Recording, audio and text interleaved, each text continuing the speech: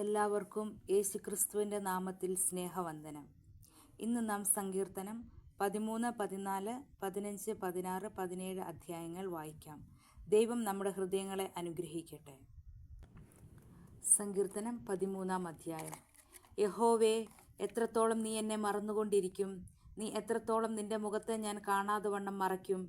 എത്രത്തോളം ഞാൻ എൻ്റെ ഉള്ളിൽ വിചാരം പിടിച്ച് എൻ്റെ ഹൃദയത്തിൽ ദിവസം പ്രതി ദുഃഖം അനുഭവിക്കേണ്ടി വരും? എത്രത്തോളം എൻ്റെ ശത്രു എൻ്റെ മേൽ ഉയർന്നിരിക്കും?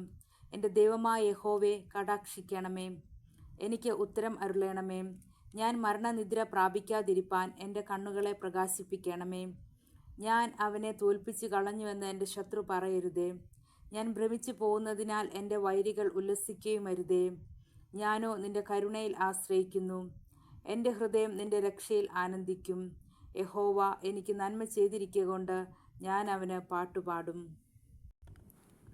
സങ്കീർത്തനം 14 അധ്യായം. ദൈവം ഇല്ല എന്ന് മൂഢൻ തൻ്റെ ഹൃദയത്തിൽ പറയുന്നു.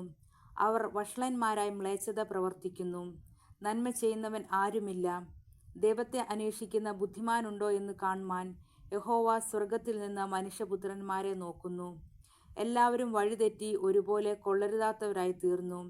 നന്മ ചെയ്യുന്നവനില്ല, ഒരുത്തൻ പോലുമില്ല. നീതികേട് പ്രവർത്തിക്കുന്നവർ ആരും അറിയുന്നില്ലയോ? അപ്പം തിന്നുന്നത് പോലെ അവർ എൻ്റെ ജനത്തെ തിന്നുകളയുന്നു. യഹോവയോട് അവർ പ്രാർത്ഥിക്കുന്നില്ല. അവർ അവിടെ അത്യന്തം ഭയപ്പെട്ടു. യഹോവ നീതിമാന്മാരുടെ തലമുറയിൽ ഉണ്ടല്ലോ. നിങ്ങൾ ദരിദ്രന്റെ ആലോചനയ്ക്ക് ഭംഗം വരുത്തുന്നു. എന്നാൽ യഹോവ അവൻ്റെ സങ്കേതമാകുന്നു. സിയോനിൽ നിന്ന് ഇസ്രയേലിൻ്റെ രക്ഷ വന്നെങ്കിൽ, യഹോവ തൻ്റെ ജനത്തിൻ്റെ സ്ഥിതി മാറ്റുമ്പോൾ യാക്കോബ് സന്തോഷിക്കുകയും ഇസ്രയേൽ ആനന്ദിക്കുകയും ചെയ്യും. സങ്കീർത്തനം 15 അധ്യായം. യഹോവേ, നിന്റെ കൂടാരത്തിൽ ആർ പാർക്കും? നിന്റെ വിശുദ്ധ പർവ്വതത്തിൽ ആർ വസിക്കും?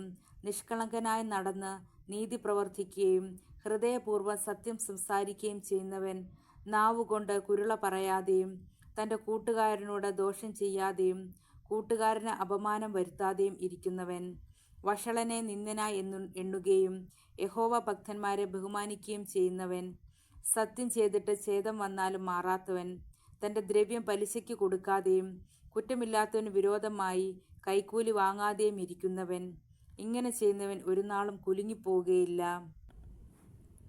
സങ്കീർത്തനം 16 അധ്യായം. ദൈവമേ, ഞാൻ നിന്നെ ശരണമാക്കിയിരിക്കയാൽ എന്നെ കാത്തുകൊള്ളണമേ. ഞാൻ യഹോവയോട് പറഞ്ഞത്, നീ എൻ്റെ കർത്താവാകുന്നു. നീ ഒഴികെ എനിക്കൊരു നന്മയുമില്ല. ഭൂമിയിലെ വിശുദ്ധന്മാരോ, അവർ എനിക്ക് പ്രസാദമുള്ള ശ്രേഷ്ഠന്മാർ തന്നെ. അന്യദേവനെ കൈക്കൊള്ളുന്നവരുടെ വേദനകൾ വർദ്ധിക്കും. അവരുടെ രക്തപാനീയ ബലികളെ ഞാൻ അർപ്പിക്കുകയില്ല. അവരുടെ നാമങ്ങളെ എൻ്റെ നാവിന്മേൽ എടുക്കുകയുമില്ല. എൻ്റെ അവകാശത്തിൻ്റെയും പാനപാത്രത്തിൻ്റെയും പങ്ക് യഹോവയാകുന്നു. നീ എനിക്കുള്ള ഓഹരിയെ പരിപാലിക്കുന്നു. അളവുനൂൽ എനിക്ക് മനോഹര ദേശത്ത് വീണിരിക്കുന്നു. അതെ, എനിക്ക് നല്ലൊരവകാശം ലഭിച്ചിരിക്കുന്നു. എനിക്ക് ബുദ്ധി ഉപദേശിച്ചു തന്ന യഹോവയെ ഞാൻ വാഴ്ത്തും. രാത്രികാലങ്ങളിലും എൻ്റെ അന്തരംഗം എന്നെ ഉപദേശിക്കുന്നു. ഞാൻ യഹോവയെ എപ്പോഴും എൻ്റെ മുമ്പിൽ വച്ചിരിക്കുന്നു. അവൻ എൻ്റെ വലത്തുഭാഗത്തുള്ളതുകൊണ്ട് ഞാൻ കുലുങ്ങിപ്പോകുകയില്ല. അതുകൊണ്ട് എൻ്റെ ഹൃദയം സന്തോഷിച്ച് എൻ്റെ മനസ്സ് ആനന്ദിക്കുന്നു. എൻ്റെ ജഡവും നിർഭയമായി വസിക്കും.